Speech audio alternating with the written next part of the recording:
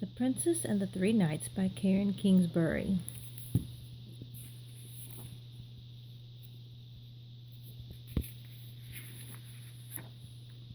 Love is patient, love is kind, it does not envy, it does not boast, it is not proud. It always protects, always trusts, always hopes, and always perseveres. 1 Corinthians 13, verses 4 and 7. There once was a princess, the fairest one in all the land. In the busy streets and cozy houses of the village, everyone knew about the great and rare beauty of the princess. The village children waited for her to pass by just for a chance to look into her shining eyes. For you see, as beautiful as the princess was, her greater beauty came from within. Every eligible young knight was interested in marrying the king's daughter. Many wanted the hand of the princess because of her beauty. Others thought she could make them rich.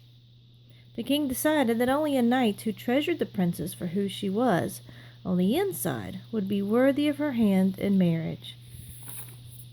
For this reason he agreed to stage a competition to find the one knight with a heart as beautiful as that of his daughter.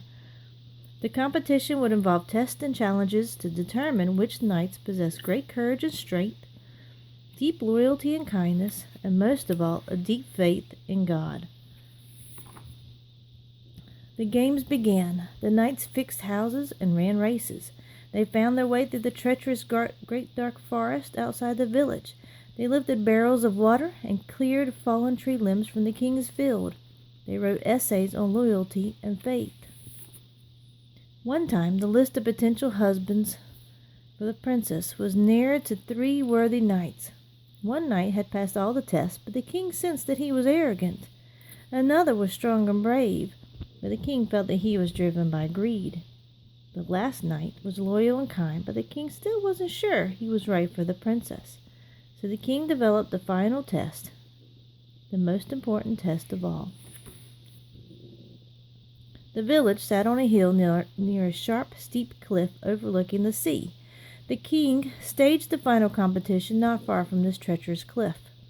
In a booming voice, the king announced, "The last competition is for horsemanship. You will pretend that the princess is riding with you and race your horse as fast and hard as you can straight for the drop-off. We will see which one of you can take the princess closest to the cliff without going over the edge." The men straightened in their saddles. The first knight smiled at the crowd and adjusted his armor. His heart was beating hard, but he refused to show his fear. The second knight glanced at the princess and imagined how rich he would be if only he could get his horse closest to the edge of the cliff. His hands trembled on the reins, but greater than his fear was the possibility of more riches than he had ever dreamed of owning. The third knight was calm, his eyes bright. In his heart he remembered words his father told him, "I can do everything through God who gives me strength." He quietly whispered these words over and over again. The crowd grew quiet in anticipation.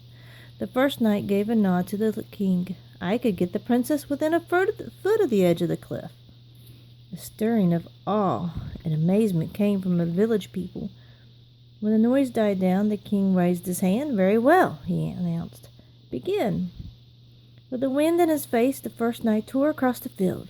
The villagers held their breath as the first knight headed for the drop-off. With a pull on his reins, the first knight stopped his horse exactly 1 foot from the edge of the cliff. The villagers marveled at the feat and clapped for the knight. "Surely," one of them said, "this will be the man awarded the hand of the princess." The second knight stared at the king, confidence blazing in his eyes. "I," he said, "can take the princess 6 inches from the cliff without going over." Now the people raised their voices. "He's crazy!" One shouted, "He'll plunge to the ocean below!" Another screamed. But the second knight silenced them. "I can do this. I can and I will." And a hush fell over the crowd. "Very well," the king gave the command. "Away you go." The stallion burst across the field. Faster and faster the second knight flew toward the edge of the cliff until suddenly the horse and rider came to a grinding halt. 6 inches, the second knight shouted. Measurements were taken, and indeed the knight had brought his steed 6 inches from the edge of the cliff. The princess stood a little closer to the king, her beautiful eyes wide and fearful. The crowd roared for the second knight. "Who could do better?" they yelled. "The second knight is a hero." As the town people settled down, the king turned to the third knight. "So tell me, young knight, exactly how close to the cliff can you bring the princess?" The villagers held their breath, waiting for his answer. For a long time, the third knight looked deep into the eyes of the princess. Then he turned back to the king. "Your Majesty, I love the princess. She is more precious to me than anything in the kingdom." He lowered his reins. "I wouldn't take her anywhere near that cliff." "That," the king shouted, "is the right answer. Only a knight who will protect my princess is worthy of her hand." He smiled at the young man. "And so you shall have the hand of my daughter." The princess felt her heart take flight, for this was love. When the time came, her wedding was a grand celebration for the entire village. Over the years, the knight protected the princess again and again, for the knight was brave and strong, loyal and kind.